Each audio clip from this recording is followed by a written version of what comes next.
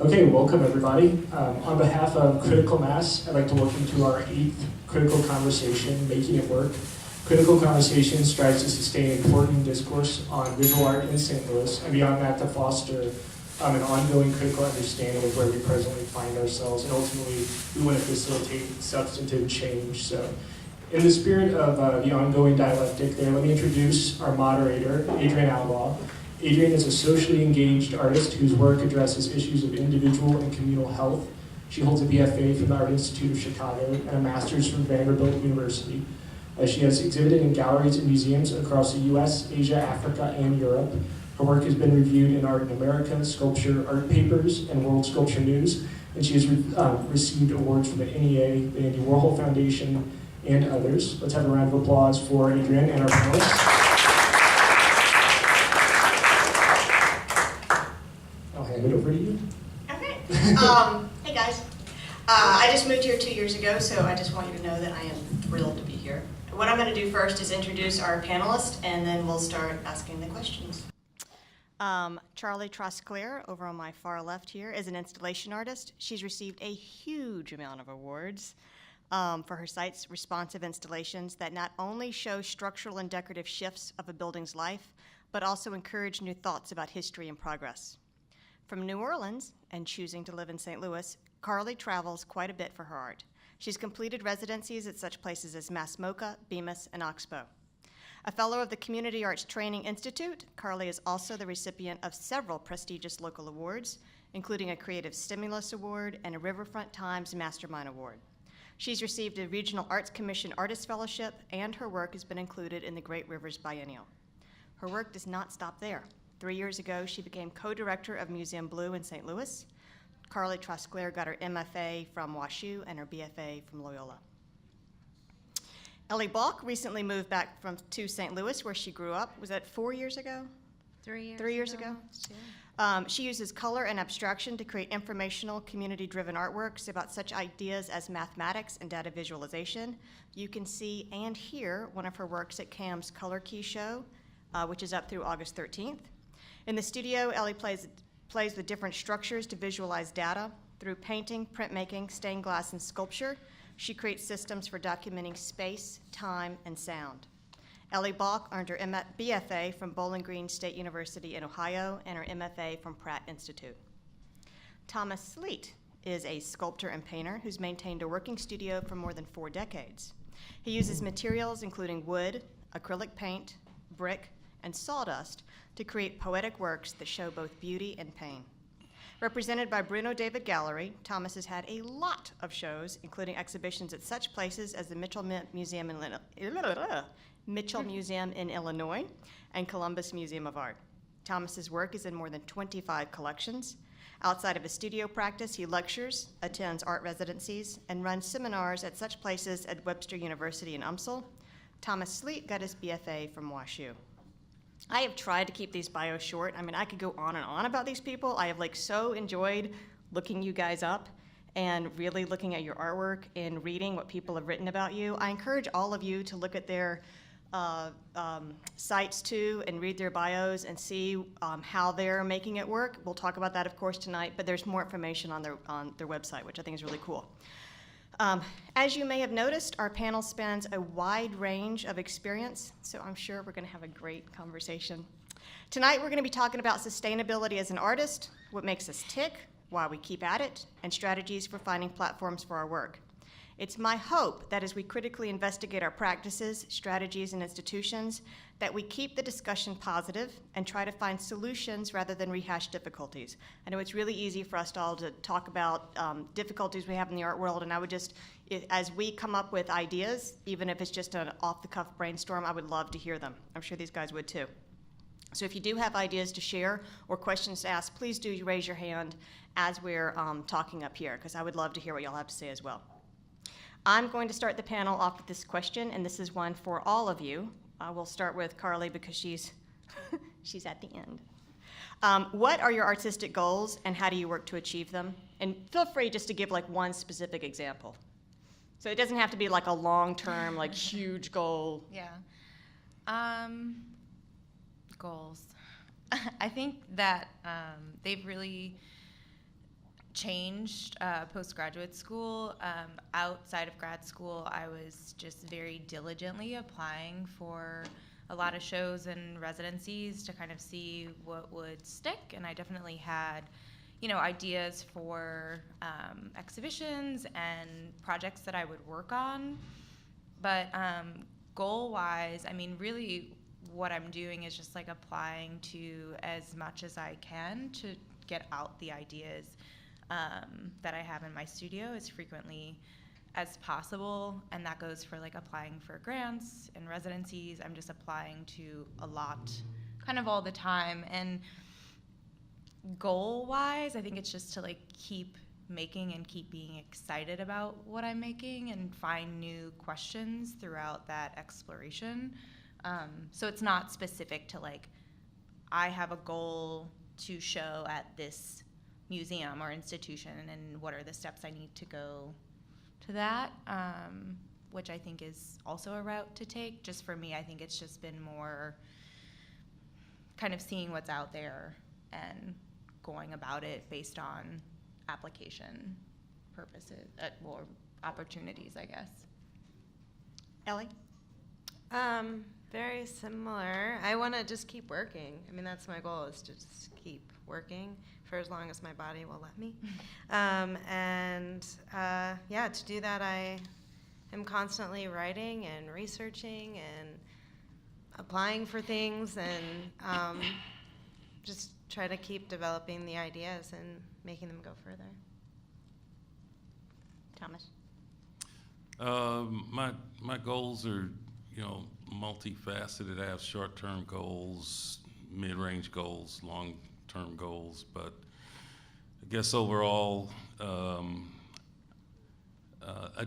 try and maintain a sense of value about what I'm doing, and not so much value to myself, but value to the people around me in the community I work in. So, I'm always trying to redefine my value in terms of the space and the context in which I work. I just want to call attention to a lot of words that I heard that I think are great. Diligence, apply, write, research, develop, and value. I think a lot of times people wonder how certain artists made it, and they think it was magic, and it's not. It's applying and applying and applying and applying. Leaving off where Thomas did with community, I would like for you guys to talk about whether you think your peers encourage you to seek opportunity outside St. Louis, and if so, why or why not? And the reason I'm asking that question is a lot of this is about what can we do here in St. Louis to help further the creative community, and that's why I'm asking that particular question. I think for me, the most valuable thing that I got out of graduate school, and that's like a whole other conversation, but was my peer base that then moved to other cities. So we're very supportive of letting each other know about different opportunities, and that's for the past 7 or 8 years now, postgraduate school, but then also traveling a lot and doing residencies and keeping in touch with those people. So I'm actively trying to be out of St. Louis, not only to find different opportunities for myself, but different artists to kind of bring back here or make recommendations for.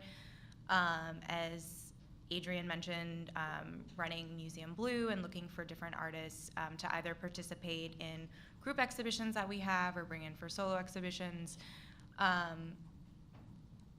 And I definitely find that it's reciprocal. Like if I'm coming, because I'm researching a lot for what to apply to, if I come up with something that is not necessarily like in my wheelhouse or something that I know would be like really great for someone else, I'm sending it to them and I get that too. So I feel like as far as opportunities, it's very encouraging as far as like who I surround myself with and creating like that nurturing environment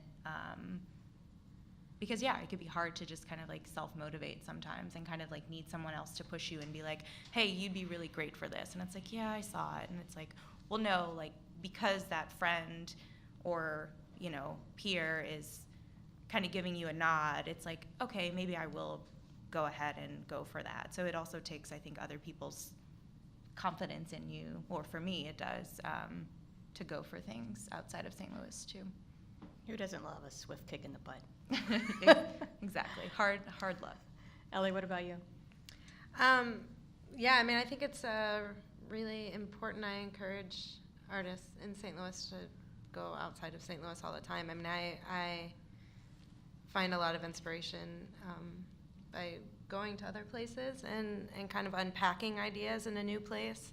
I think that's really important. And I would like to see more artists from other places come here. I mean, I think that we have great institutions and we've got great museums that are very supportive of the local community.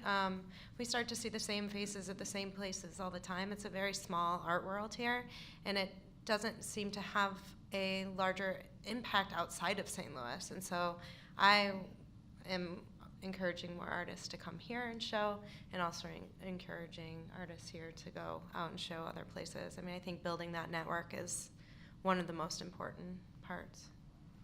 Thomas, I'm going to come back to you on this question, but I want to follow up where Ellie left it.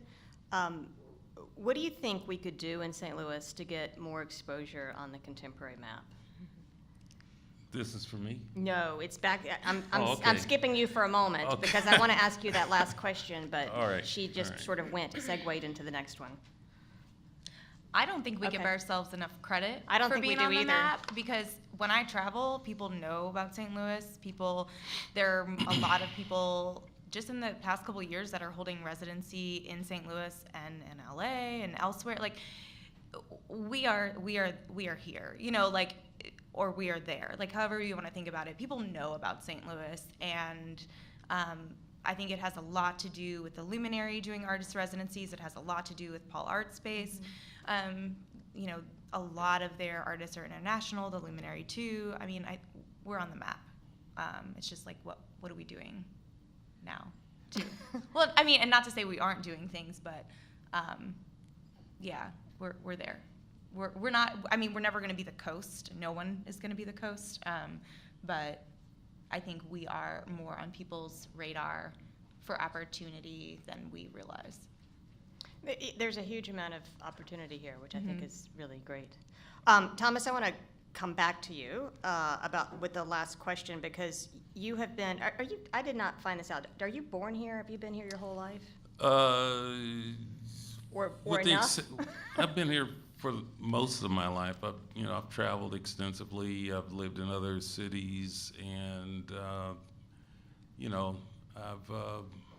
done a lot of exploring. But I've returned to, I'd like to think that what I've done is not dissimilar to, salmon. They go out to sea, and then at some point they return to their native stream. And so I like to think that I'm, like a salmon. I like that. I like that a lot. You have concentrated mostly on exhibiting in the Midwest area. Yes. Can you talk about your reasons for that? They could be myriad, from shipping to who knows what else. I'm curious, because you've had a different strategy than the other two. Strategy? Well, I am opposing that. I don't know that you've had a different strategy, Okay. but you've had a different exhibition record. Okay. So your question is, why have I not left the Midwest? Do you think your peers encourage you to show out of here? Well, maybe you don't care. Let me talk sort of around that idea. For most of my life in St. Louis, I've been encouraged to leave St. Louis. And that's from when I was 18, 19, all the way up to today.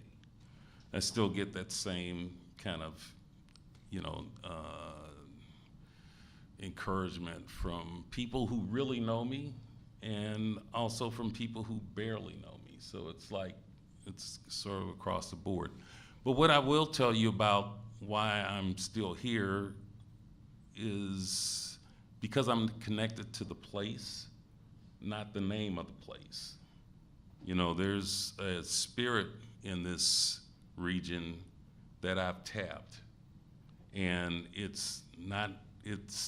name of the spirit is not St. Louis. It's something much deeper, much older, much more natural, much more original. And so when I think about transporting myself or relocating myself to other areas, it's like, okay, well, I'll go visit. I have friends all over the world, you know, and I can go visit and travel freely as my finances allow. But in terms of where I feel a certain connectiveness, it would be here. And like I said, it's not called St. Louis where I'm at. It's just the meeting of the rivers. It's the mud under my feet. It's the air that I breathe. It's even the number of mosquitoes that bite me in the summertime. That's an asset to me. People complain about these damn mosquitoes and the humidity, but that's all fresh air and lifeblood to me because I'm here. I'm not there. It's really beautiful. I don't mind the humidity at all, having moved from Nashville. How do you measure success, and what do you think it means to have made it? I've been starting. You want to take it, Ellie? I mean, it depends on the day. I think I have this ability to look at my life through a straw, and I take one day off and watch TV, and I'm like, I'm not an artist anymore. So that was the last project I'll ever do. And then I go through my iPhotos or whatever, and I'm like, oh, okay, I did some stuff this year. So, sorry. I think I can measure success by how many yeses I get, like how many requests, how many yeses, how many projects I get to do. How many opportunities. It's all very subjective, you know? I mean, I feel very existential most of the time. It's that, like, you have to rely on other people's opinion. I mean, being an artist, it's like we're constantly relying on somebody to approve or like or accept our proposals or our applications or whatever. But it's all, there's people, real people on the other side of that. So I guess that's how I measure it.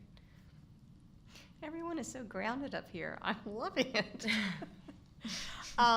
Carlie, you had an interview in a Live magazine in February that I thought was really very positive, and several of the answers you gave were around the affordability of living here, which is something I certainly think is very positive, and it allows you to be able to travel. Can you talk about the importance of that to an artist? And particularly, you had talked about people coming here for the residencies, and I saw that in Nashville. Everybody sort of started migrating from New York to Nashville because it was just so much more affordable. Right. Well, I will say this, that I think a lot of people are really surprised about me, is that I, other than a month ago, for a couple months, I've had a full-time job since I got out of grad school. So I think that has played a big part, not only like being in an affordable city, but also like having income that is not reflective of my art practice really kind of sets my mental and emotional state at ease in a different way. So living in an affordable city, making money, but also like finding something that allows me to be flexible and to travel. I mean, I'm trying not to repeat what I said, but like a lot of what I talked about in the interview was how that kind of financial stability, along with being able to be a part of new opportunities and not stress about money, and maybe like still pay my rent while I'm away because it is so cheap and I've saved money, and not having to like scrounge for someone to sublease or something, like allows for me to kind of jump around not only in like what I'm making and have a lot more maybe trial and error and extra money for maybe materials or a residency, or like maybe I was only awarded a residency for 4 weeks, but I saved some money and now I can stay for 2 more weeks or something. I think being based in St. Louis is a huge part of that, from finding shared studio spaces to shared live situations.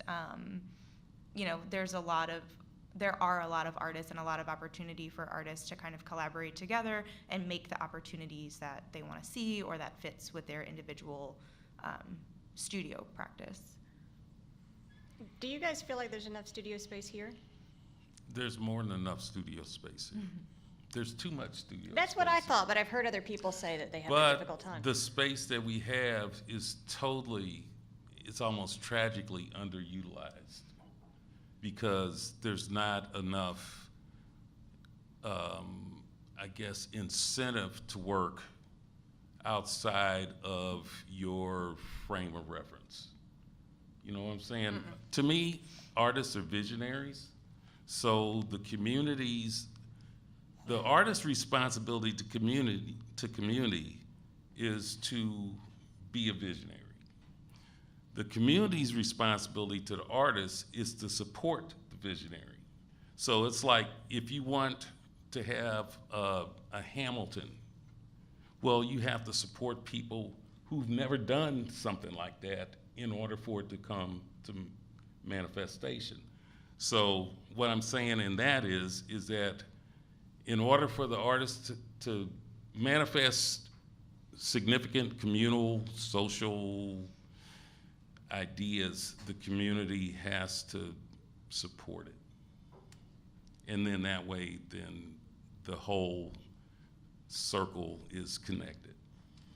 And do you guys feel like the community at large is supporting contemporary cultural life here? I mean, how large of a community outside of St. Louis? No, within St. Louis, within St. Louis. I think With this panel being, just as a reminder, we're trying to envision different strategies for making work and sustaining our practice. And some of the questions posed to me to ask are, what's hindering it, what's helping it?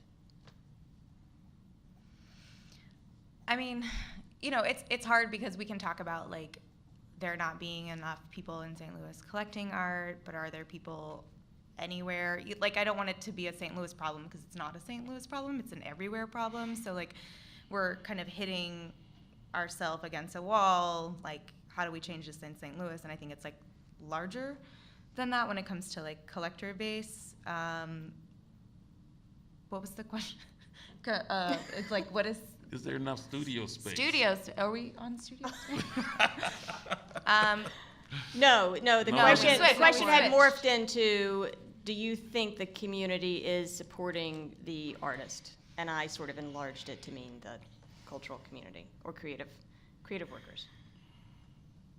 I mean, we definitely have resources. We have a lot. I've found we have a lot more resources here than there is elsewhere when I talk to people when I'm traveling. Regional Arts Commission's very supportive as far as resources.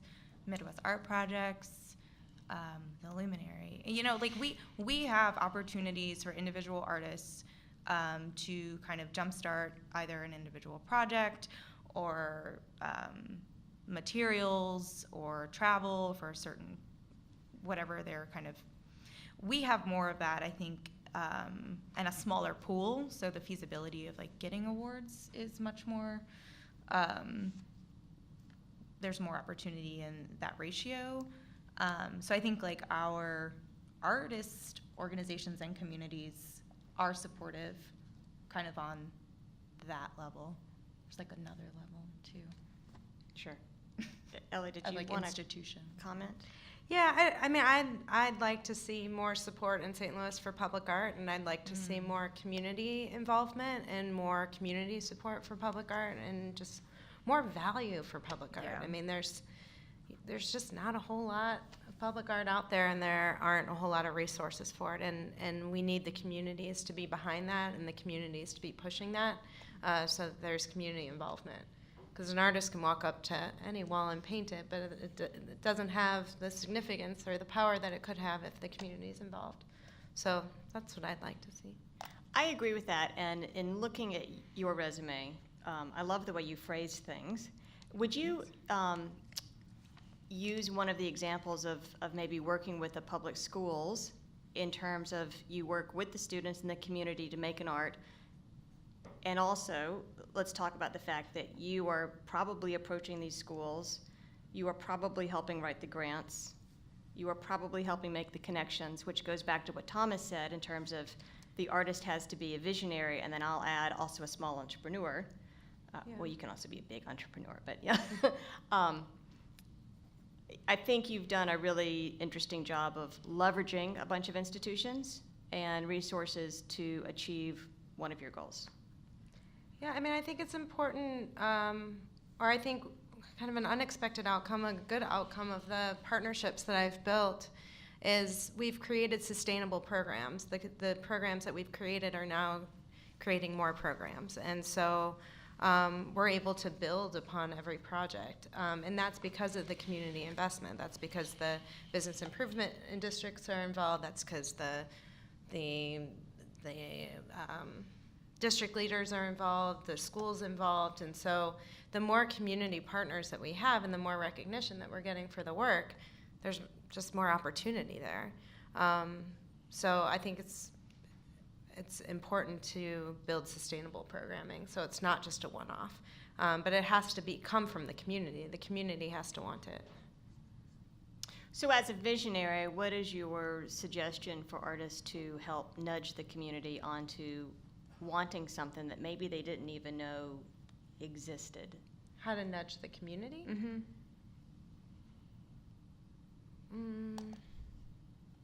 Because I think what it seems like what you've done is a lot of upfront education with people before you actually make the artwork, which in a lot of pieces that I've seen either succeed or fail has to do with that upfront education. And it seems like you're doing a good job of that. Thanks. Sure. I don't. And would you guys like to hear a sort of a, I mean, I do. Isn't it amazing when someone else looks at your resume and you're like, what? I did that. Would y'all like to hear this from a real practical level, or would you like to be more big ideas? Can we just have a hand for like, I would like to know something very practical, or that's what I thought. Okay. Can you take us through step by step for, I don't mean to put you on the spot necessarily. Maybe like, Carlie will. Well, no, like okay. Frame it. So when we're talking about the community, are you going into a neighborhood like, hi community, here's this art, right? There's another organization or school. Like, can you talk about, are they finding you? Are you guys kind of coming together? Because I think that maybe that's what you're getting at, Adrienne. Because it's kind of like, how does that next step happen? Because I think as artists, we like to there's not a lot of education as far as like how you necessarily collaborate or go into a neighborhood and like engage in that. So maybe talking about it from who you're partnering with and first there. Yeah. So it's mostly partnering with like business improvement districts, which are in New York. There's business improvement districts for certain streets in certain districts. So, I mean, I have found a niche working with high school students. So I have a community partner school in New York that I've been partnering with for 8 years now. And so what started as just like an artist residency where I was working with an organization doing a project has turned into multi-tiered, multi-level funding to keep the projects going. So it's coming through the students' voices. It's coming through a collaboration with the students, and it's turned into not a training program. I mean, there's kids that I've worked with like every year, and we've seen like their test scores go up, we see their attendance go up, we see them make friends, and I like to work with the kids that are not doing very well in school, and to give them this opportunity and to have them make the connections. And just bringing the kids outside of the school and into the community is good for them, and it's good for the school, and it's good for the community to see these kids, beautifying spaces. So I am kind of a facilitator in that. So it's the kids that live in the community, that go to the school, that are actually putting this work together, and we're working together on that. So, yeah, I mean, I think it's a problem for an artist to just, and I think moving to St. Louis and still working there, it's something that I've been struggling with, because now it's not my community anymore. It's like I don't really live here anymore. And so, that's come down to like, how do I, like, my color palette often comes from the spaces that I'm in. Well, I have to get the paint here and bring it there, and I'm not there to get, so the colors don't look right, or so I've had to kind of think about that a little bit more and come up with different strategies for that. But it's important for me to be connected to a community. I just can't walk into a community and paint the wall and then be like, see ya. That's not the work that I want to be doing. So I really like to create experiences for people to come in and paint, because once somebody paints a wall, that wall becomes theirs. So if I can like facilitate that sort of connection to space, then I feel like I've created a successful project. Does that answer the question? Well, sort of. As you, for instance, think about transitioning here, would you, as you're thinking about approaching a project, like say you get an idea, or you find a school system, or you find a wall that you really want, or whatever, would you try to start at a grassroots, like researching that school and seeing what makes them work? Would you like try to meet with some students or some parents, or would you go directly to the principal or the superintendent of schools, or? So I'm working with SLPS now, and I'm doing, Which is? St. Louis Public School. Okay. So I did 2 in-school residencies, and then I've been writing curriculum to bring in art into their math curriculum, and I'll be piloting a springboard program in the fall. So I guess that's the way I wanted to get involved. There is Springboard, which is a arts organization. So you got in touch with them by picking up the telephone and saying, hello, my name is this, or did you send them something with When I moved here, I was like, my job was to network, and I worked very quickly, and I did a lot of research on things that I was interested in, and I just emailed, cold called, made meetings. I mean, it's a really open place. You can really meet with anybody, and Meredith can attest to that. Hey.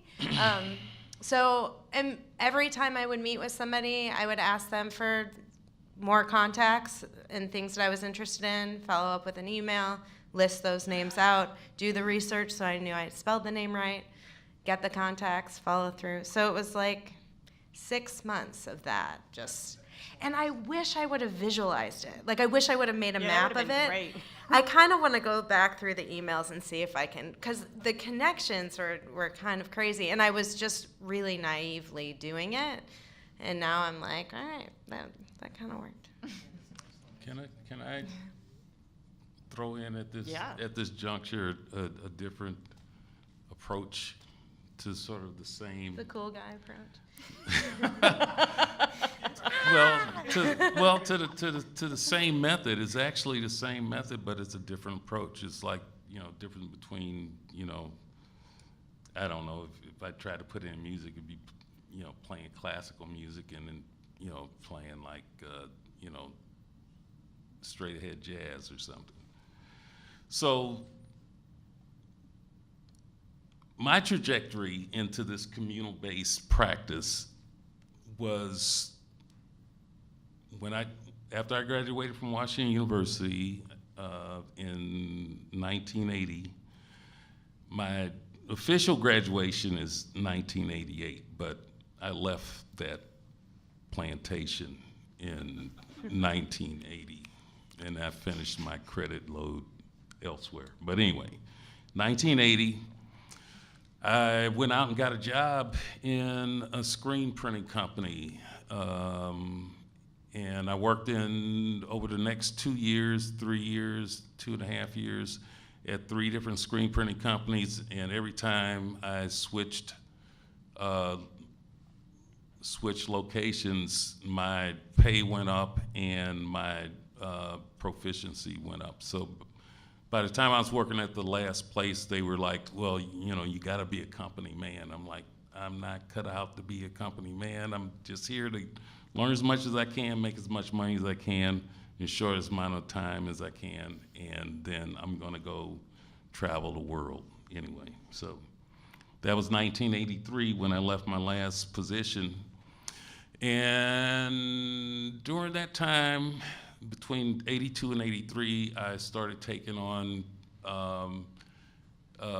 commissions, contract projects of all a myriad of different types, you know, from screen printing, church windows, to cutting letters out of, you know, aluminum or brass and making some corporate logo. And, you know, it just turned into a very private, a very personal pursuit, because it was like I had all of this raw energy and talent, and there was people out there that were willing to pay me, like, you know, mercenary prices to, like, can you make this in a week? And it's like, hell yeah, you know. And so I would go out and buy a piece of equipment, bandsaw, table saw, grinders, etc.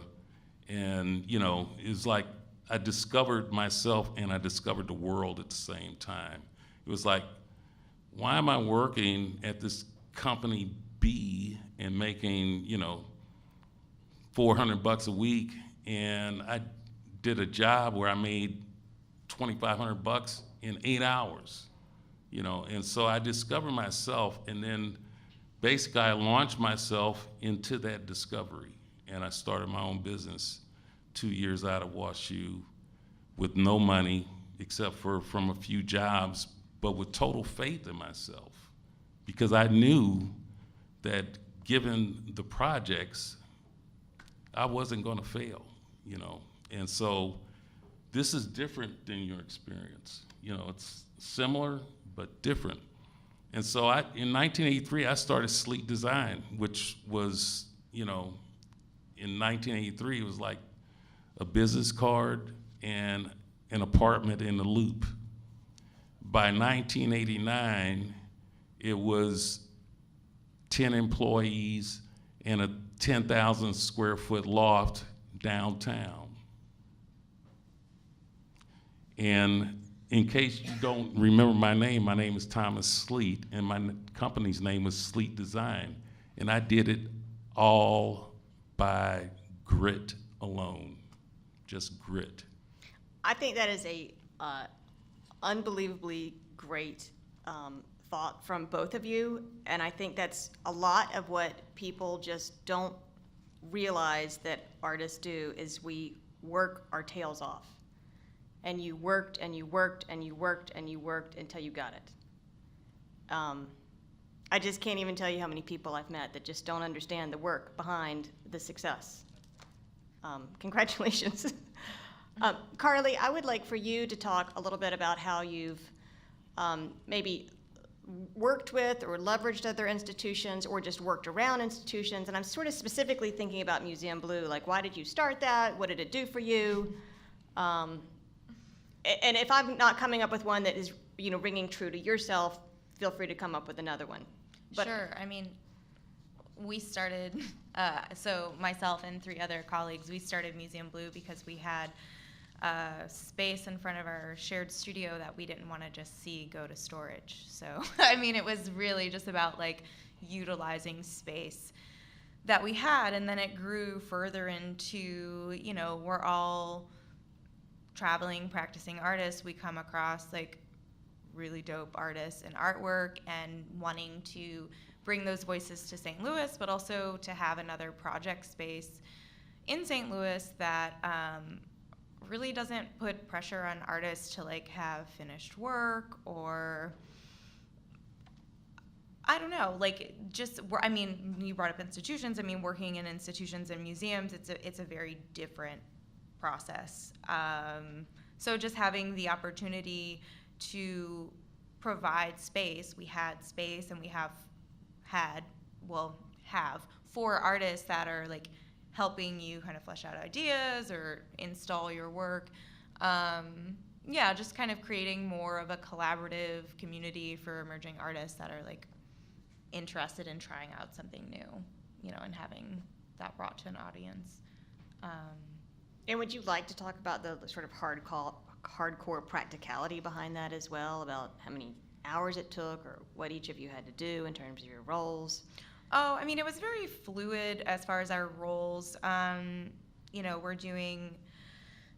the first year we were doing a lot of just like, oh, did you get the beer?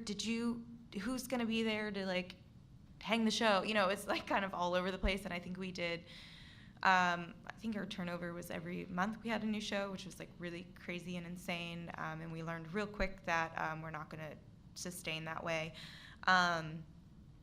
So then we ended up, I think we decided on maybe like 6 shows a year. So, you know, we're doing social media, we're doing grant writing, applying for fiscal sponsorship to be eligible for other grants. So, you know, there's a lot of writing and paperwork and applying behind the scenes too, but also, you know, putting up to review and making suggestions to one another about who you want to show, or going through applications. People would just like randomly send us applications, which for us wasn't really the way that we were considering, but that kind of changed over time.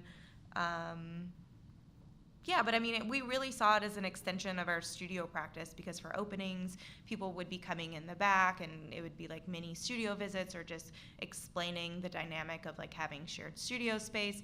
So it really became about all the steps of like an artist's practice and process. And we've talked about kind of moving forward. We're in limbo right now. We lost our space last year. And we're doing pop-ups and exchanges. We actually have an exchange coming up in Reno, Nevada, with a project space there. But, you know, we talked a lot about like having an artist in residence in one of the studios. Maybe they come for a month and then they have an exhibition. So providing kind of a multifaceted opportunity, not only for someone to kind of like jump into someone else's practice. So not just here's the finished work in this show, but also like, oh, that's cool, I saw what you were working on like when you started. I mean, it's not like, I think Paul Art Space does like similar in that sense, but you know, really having like a rotating studio kind of within the dynamic of the 4 of our studios, and then the extension of the gallery. So. And Thomas, I want to go back to you. How does Sleet design, how has it helped or hindered, it sounds like it's only helped you as a fine artist to, I mean, obviously it's helping financially sustain your practice. Yes. Well, it's hard to define what this company has done, but basically what it gave me was the space to work in, the time to work, the materials to work with, and the sensibilities to do things through my hand that weren't, that did not collide or conflict with what I was doing commercially. So I was actually working on both ends of the spectrum at the same time. I was doing fine art and commercial art, 2D, 3D, simultaneously with no separation, or it just flowed right into each other. And it was the most remarkable experience that I could have ever asked to have. One of them made money, one of them spent money. It was a clean break. I didn't owe nobody shit.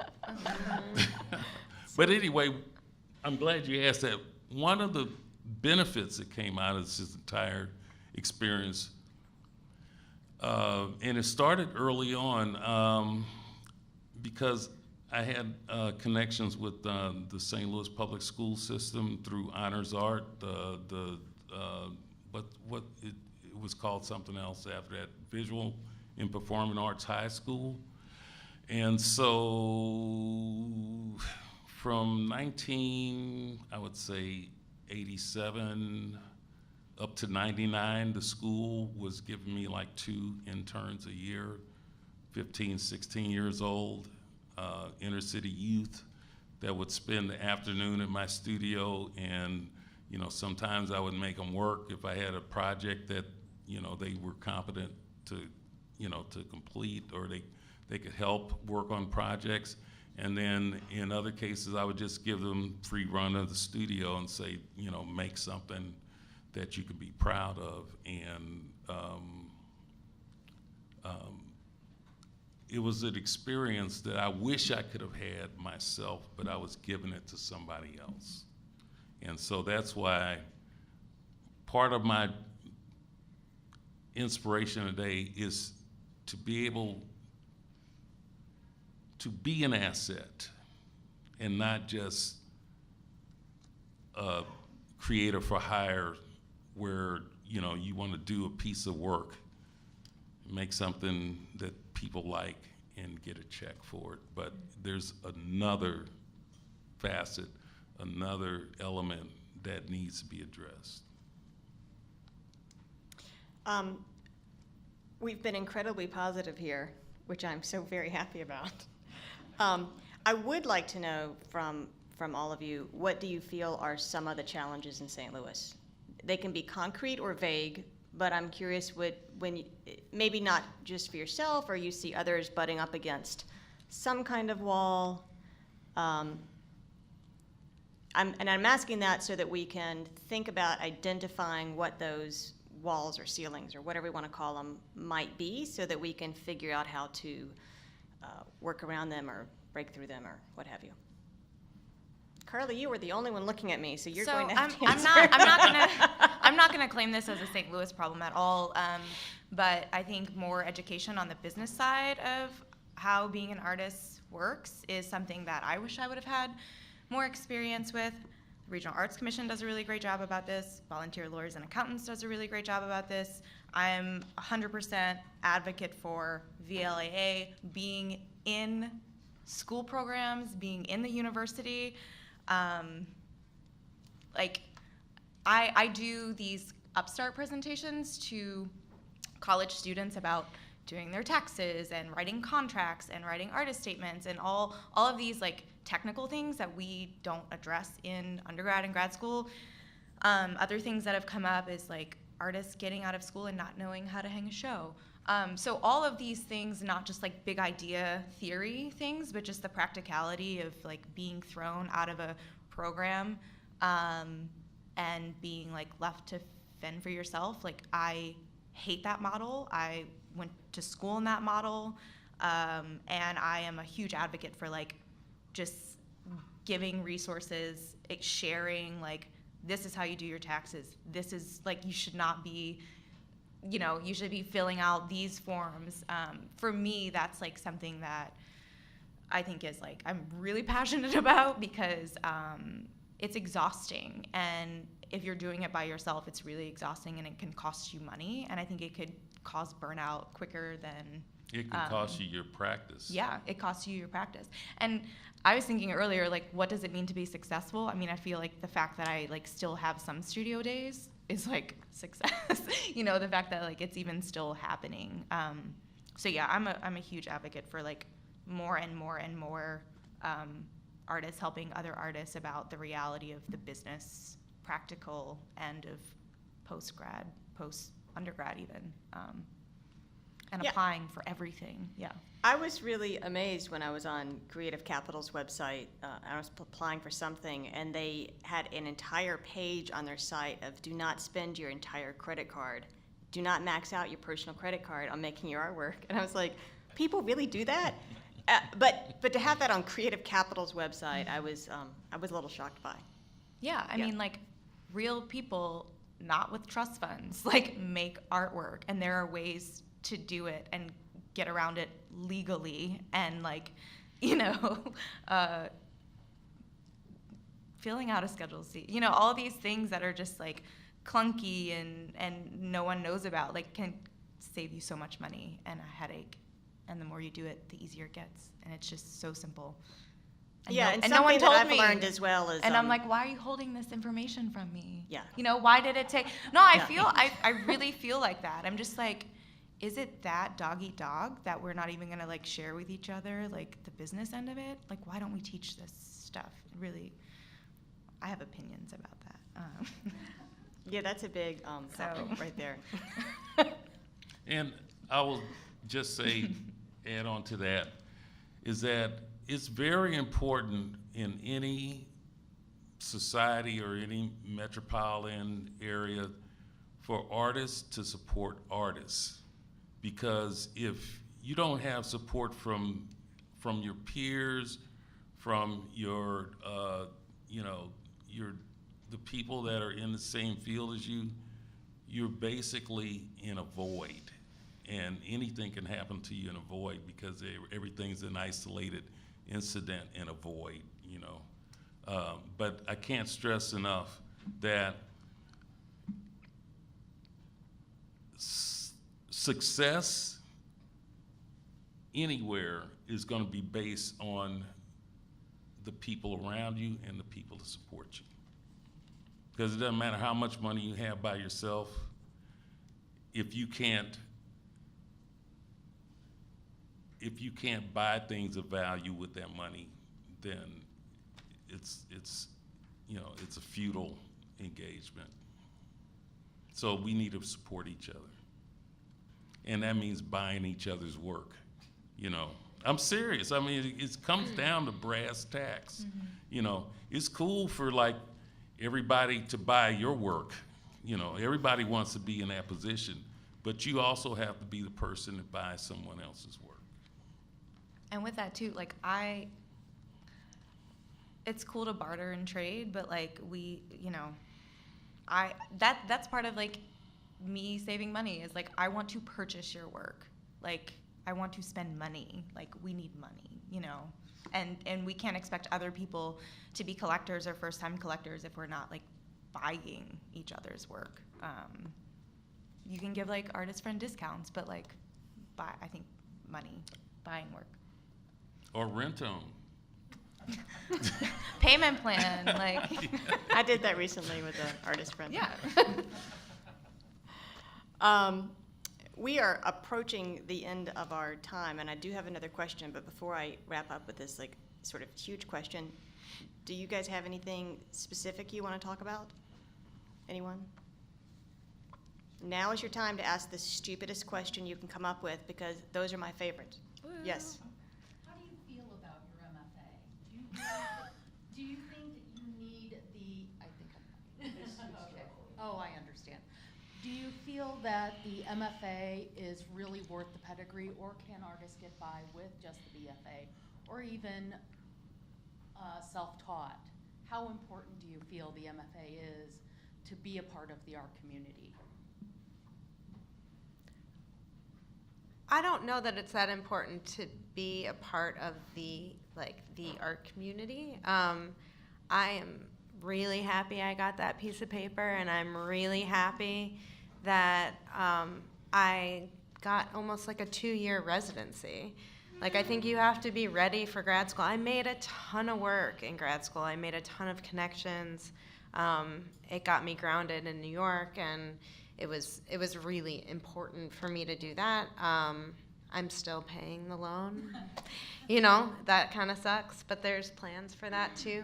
But yeah, for me, I'm just glad that I'm glad that it's done, and I'm glad I did it. It's not, I don't think it's for everybody. Unfortunately, I think it, when I finished in 2010, and I think it had a tiny bit more weight, but I mean, now it just feels like another hoop you have to jump through, and I think it's hard for me to like I can't like objectively say that like without my MFA I could have like done, I mean, personally, where I was after undergrad, I could not have continued making work and developing my practice without it. But I'm not saying like everyone should go into debt, because money is real, and debt is very real. And I think there are a lot of things that are happening outside of like opportunities that you don't have to have an MFA for, or artists coming together and creating like, I don't know, what are they called? Like, I don't know, almost like anti-MFA like courses, and there are like movements for all things. But yes, it was invaluable personally. But I'm not like pushing everybody who is out of undergrad. I'm not like, yay, go get your MFA. I'm saying go do some artist residencies if you can. Go like be out in the world and make art, and then consider it, because it's a terminal degree that only qualifies you for teaching. I don't want to teach, but like it has afforded me this other kind of way of approaching my work. So placing money on that is hard, I guess. And I will say there's 2 people up here with MFAs and 2 people not with MFAs. So you can see there's a huge variety of ways to go about making it. Yes. Oh, yeah. I know y'all may not want the microphone, but we're asked to speak your question into the microphone because we are recording this. Oh, sorry, Meredith. The microphone. The lights are in my eyes. I couldn't see. I want to thank you all. I think it's really remarkable hearing you all talk about all of the things you have to be really good at besides making art to be successful as an artist. Accounting, networking, writing, marketing, all of these other skills that you've had to develop in order to sort of propel your career. But I wanted to follow up on the apply. And I was wondering if you could talk about what are those sort of essential tools that you have, your resume, your artist statement, your website, your your photography of your portfolio. What are the things that are sort of essential tools that you have in order to be successful in applying, and how did you was it easy to pull that together, or is it something that you're continuing to sort of refine and develop as part of that process of applying? It always has to be reworked because everyone can't seem to get on the same page for applications. So if everyone would just get like on submittable, maybe we wouldn't have to rework it all the time. I think it was really hard for me at first, and then after I applied for things like 3 times and had a bank of images and really good, invest in have a photographer take photos of your work if you don't know how to take photos. Photos are like 90% of the game, if not more. Your images are really what sticks out. Do you want I can share resources, what I look at for app, or maybe, or just what are the essential, if I was an artist and I was sort of developing the tools that I needed to apply, what are the things that have been most helpful to you? The images are one. Do you have a website? Do you keep it up? How often do you rework your artist statement? Yeah, artist statement, image list, resume, Letters of interest. Yes. Pictures. Recommendations. Yes. Recommendations are very important, so always make sure you have 2, 3, 4 recommendations from people of, some stature that can substantiate what you claim you think you do. Letters of support. It changes. Yeah, I wish there was more of a standard, because I feel like I'm constantly rewriting my artist statement, my resume, letters of interest. There is no form, and it's not. Applications are not easy. They take weeks sometimes, and I think the hardest part is we're constantly having to put the cart before the horse. We're constantly having to visualize these ideas, and then we put it out there, and then if we don't get it, it's but that idea is still alive. It's still growing. It's in my head. I have to make it. So then, you try to find another opportunity. to see that through, but it's a totally different application process. So, yeah, I mean, I update my website all the time and rework that, like add things to my resume. It's just, it's part of the job, I guess. But I just bought a camera. I haven't learned how to use it yet. But I realized all my work is like iPhone photos, which are great. Until like someone's like, "Oh, do you ever do prints of your work?" And I'm like, "No, I can't do that." Like, you know. And I think that is something that is really important, because that's and I take good photographs, and I think my work is represented well. But I think it's really important to. I mean, I've been on panels or been like a judge for things, and then you see these people's photographs, and you're like, you see their kitchen table behind it, or like, we have to be really professional about how we present our work, because that's all that people see. Question? I moved here from New Mexico, and what strikes me in a lot of these dialogues I've seen in St. Louis is how much the art scene here revolves around the nonprofit and alternative spaces and the institutions, the art spaces, the museums, and it seems as though the private sector is almost vestigial here, which is, of course, almost the reverse of the percentage I was accustomed to in New Mexico. It's cloistered. And I'm wondering, is that nonprofit sector with, you know, the grants, residencies, institutions, and so on, is that big enough to support the artists here? Because it doesn't look that way, and it seems to me that the potential for growth lies in that untapped private sector for-profit art world, and I don't see much discussion of it. Is it because we have so many art schools here in St. Louis, which is fabulous, but there's definitely a bias against selling your work for filthy lucre, and it's never discussed in school, as you were saying, Carlie. So is it necessary to bring that private sector on board, and how do we do that? Thomas, you're the one who's perhaps worked most effectively in that realm. I've thought extensively on this subject over the last 30 years. And I'll just hit a few touchstones that conclusions that I've arrived at. There needs to be an interface between community and vestigial institution. That's first of all. Information and ideas have to flow both ways, because right now these institutions think that they are the purveyors of, enlightenment, and actually they're living in a void. They think that there's nothing to be gained by cultivating that which is the grassroots. And so there's a rift there that needs to be bridged. Also, the grassroots has to actually maintain, cultivate, and nurture itself, because if it doesn't, it's gonna fucking die. And I've seen this death happen slowly over the course of my professional life, because there is only a fraction of the creativity and inspiration and spirit left in this city that there was when I was 20 years old.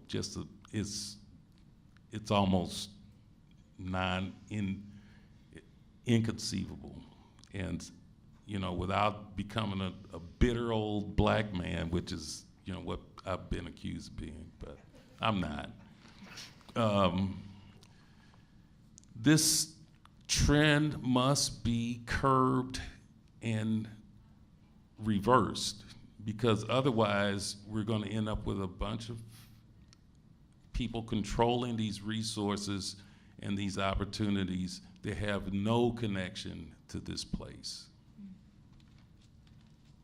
I wonder if it's also because of the separation between the city and county. And you said untapped money, but I feel like that money is tapped. It's just people have decided what they want to spend it on, and people want to invest in the St. Louis institutions and not necessarily in the grassroots things that are happening. People want to collect art. There's a lot of very rich people collecting very expensive art, but they don't know who.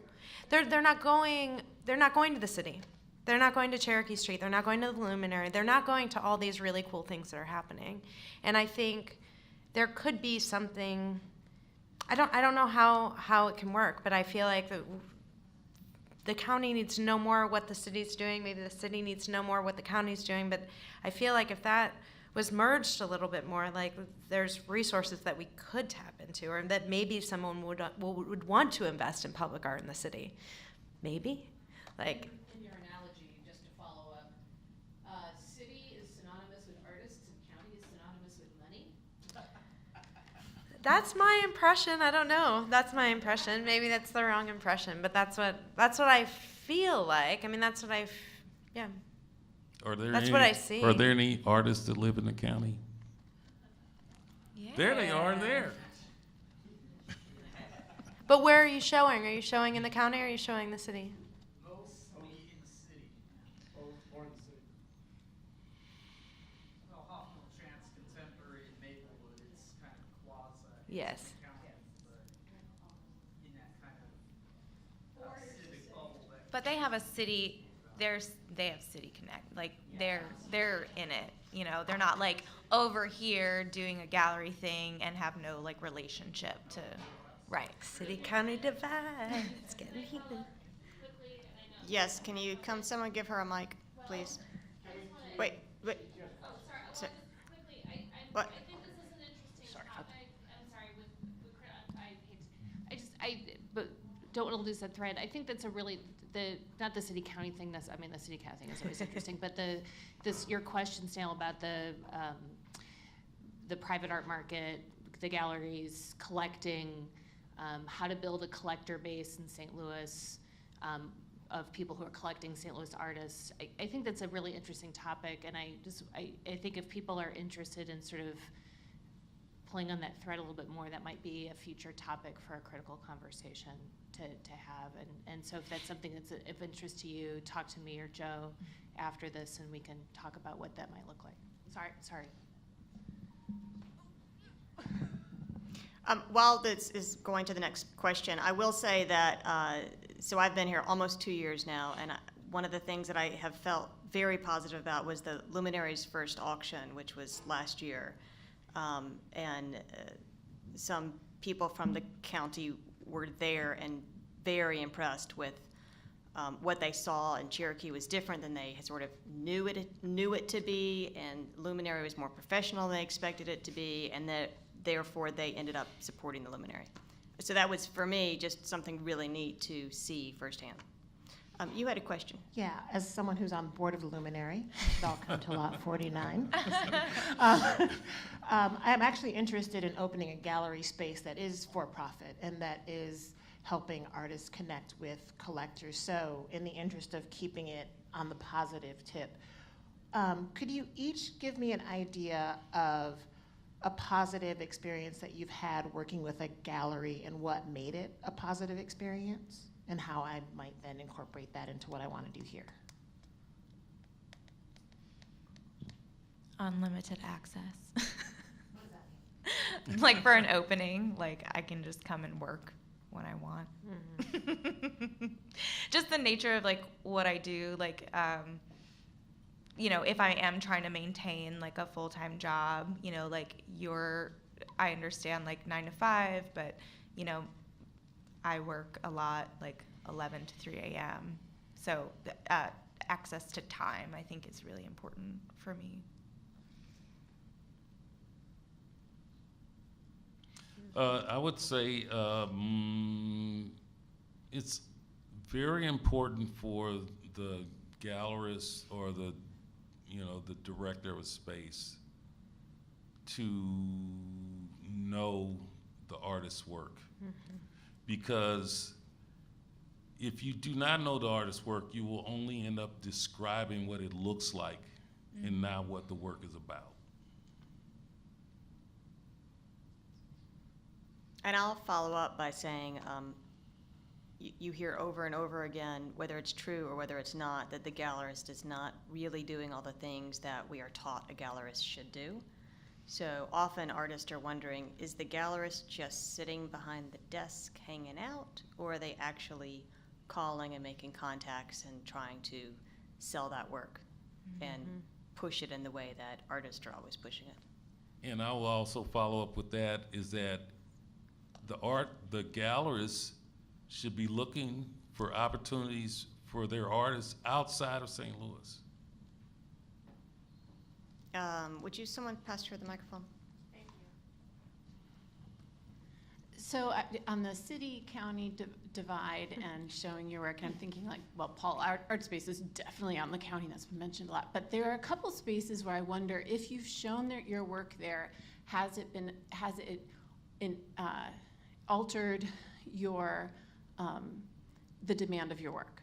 So has anyone in this group, and I don't remember, and maybe I should know about all of these, shown at the Renaissance Hotel where you can see the work that's on exhibit? There's an image often that's shown then on the outside of the building, and as well as in Lambert itself. There's I think, at least Ellie, you've shown at Lambert right now. Okay. And then another one that similarly, the Chesterfield City Hall. I wonder if those places that tend to have the people that we would think of as county people coming through, people who perhaps aren't going to go into the drive down to Cherokee or go to Paul Art Space, which isn't a place that represents themselves work anyway. So that wasn't really a good parallel. But do the existence of those spaces, do we think that does that do anything for the commercial end of our art world, or is it just a matter of visibility? Is that a separate? Are there spaces that you think elevate your work here so that they might get known on a larger scale? I think that almost not has to be, but I think it's most successful in a gallery space. Like, I think the spaces that you mentioned, if someone really loves your piece, they're gonna buy it, but they're not investing in it. You know, it's like, I think that people want to invest in art here more than like just buying something because they like it. And I think in those traveling spaces or in the like kind of walk-through spaces, I don't know that the collectors are going to those spaces to look at art. I mean, they're going to Dwayne Reed, they're going to David Bruno David. And they're going, you know, to the galleries and the institutions. Hoffman LeChance. But that, I think, is also another, it's a really awesome, like, kind of, not transition space, but a lot of, I think, artists seem to like take off from there. It's like I think it's a cool space for like people doing like first shows, second shows, like solo shows. From what I've heard of with friends that have shown at Lambert, and I can really only speak to that from a secondhand experience, is that I don't know that there have been any sales, but also that people aren't necessarily in the mentality of like buying art when they're going to catch a flight. So they're just like, oh, this looks nice. You know, it's just like to beautify. So I don't know if people are like in the headspace to think about purchasing art. Yeah, I don't know. That's not to say that it doesn't have value in those spaces, though. Oh, like sure. To beautify, but not to build a collector's. Right. I don't know if that's happening. Are we talking about making money or enlightening the populace? I mean, you know, those are two different ambitions. And so, you know, and quite frankly, you know, the line's drawn in the sand already. So it's you have to pick a faction. It's like being a liberator or a, you know, terrorist. You know, you have to know what you're in it for before you enter the game, you know. So, and these people up here, they know what they're in it for, you know, myself included. So part of what you're talking about is deciding what your work is going to mean to the public. And then you'll know where you're supposed to be. But I think it also has to do with value too, because I think that there are cheap options to beautify a space, and that's to curate a show and have art put on the wall, and that beautifies the wall. But you hire a muralist to paint that wall, it's there for a long time. It transforms the space. But I don't think that there's an investment or enough value on really making like public art, doing installation, doing sculpture, doing, you know, all the stuff that we do up here. There's not that value for that that I'm seeing in St. Louis, because maybe there's not the money for it, or people don't want to put the money towards it, or they want to create blanket opportunity for people. But I'm not seeing that value. Well, okay, let's look at this piece on the wall in the back of this space. That's nice. Right? Okay, who's the artist?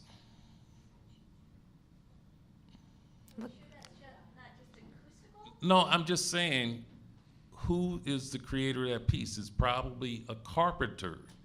You know what I'm saying? And the people who designed and built this space and were paid to do so did not see incorporating the work of a creative in the space.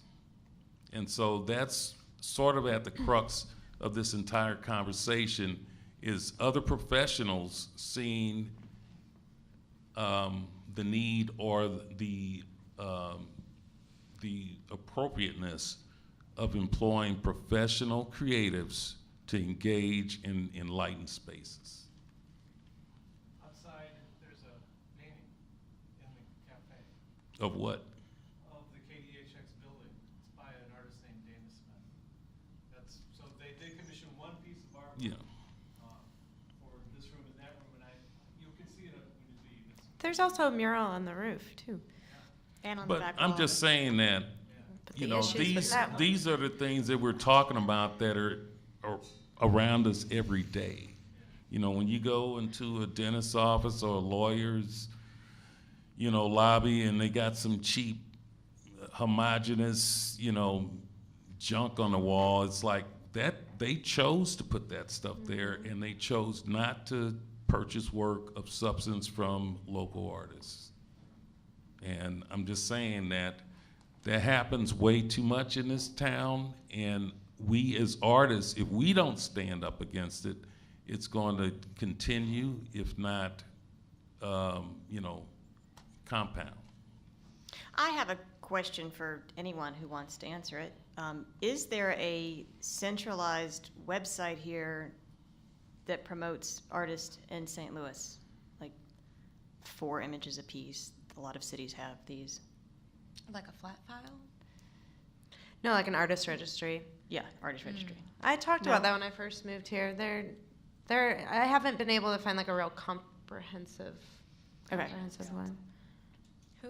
Reno's got one. Oh. A lot of Yeah, cities Brooklyn have it. has one, too. Yeah, that Nashville Austin has one. has one. Yeah. That might be one way that we could think about, you know, getting images together. If nothing else, to have like one thumbnail with a link to the artist URL might be very helpful, and then categorize it. A lot of cities do it. I think Critical Mass once talked about that. Okay. We have gone about an hour 20, and I could keep going, but do you guys want to bring it to a I closure? vote that we stop Okay. and get some drinks. Yeah. Good, all right, thank you very much. Unless anybody has a pressing question, which I think No. we're questioned out. I just want to thank Adrienne, Thomas, Ellie, and Carlie on behalf of Critical Mass. So, thank you. Thank you, guys, appreciate it. And I also want to thank Sarah and all the art. Their summer issue is available, so grab that on your way out.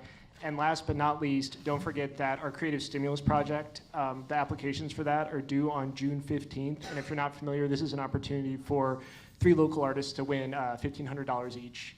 And then they get an exhibition next year. So you can find that information on criticalmassart.org. So please get those in. And thank you for coming, everybody.